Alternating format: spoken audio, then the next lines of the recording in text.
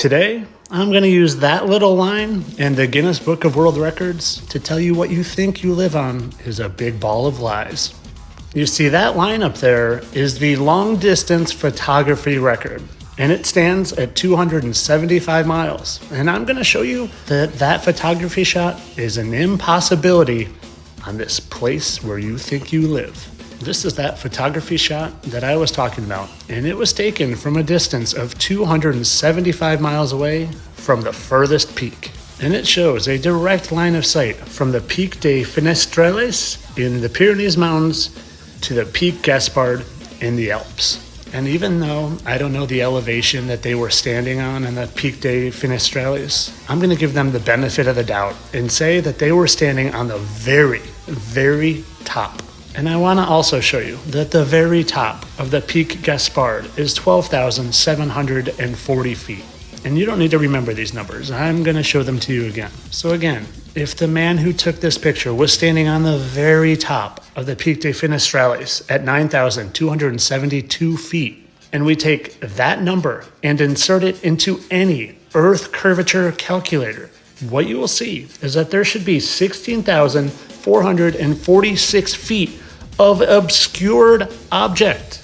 And remember, I am giving them the benefit of the doubt, saying that they have the most advantageous height so you can see the furthest distance. And when we go back to the Pic Gaspard, we see that it is only 12,740 feet. So to make this abundantly clear, at an eyesight level of 9,272 feet, which would give us the highest vantage point and allow us to see the furthest possible distance, and we don't even know he was that tall, we wouldn't be able to see 16,000 feet because of the curvature. So again, we're here, we're standing 9,000 feet tall, and because of the curvature, the supposed curvature, we wouldn't be able to see something unless it was taller than 16,000 feet. And again, we see that long distance photography over the course of 275 miles can see something that's only 12,000 feet tall. So how do you make sense of this? Do you just say it's refraction? Do you say, I don't know, they're smarter than me, they figured it out, there's somehow that we can see it because light is reflecting up or whatever? But ask yourself this, why is that pointing straight up? Shouldn't it be around 16,000 feet of curvature and pointed a little different angle?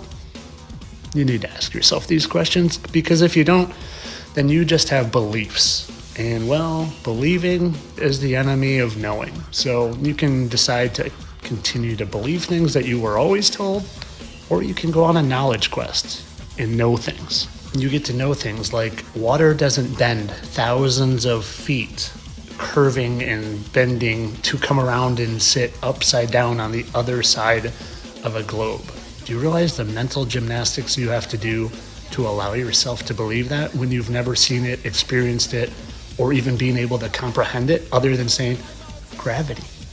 We're entering into a new phase of reality here where belief is a thing of the past. So you better jump ship and start getting to know things. But of course, this is for entertainment purposes. I know that it's just such a small amount of curvature that we can't see it angled back because of whatever. Entertainment only, people. You should know this by now.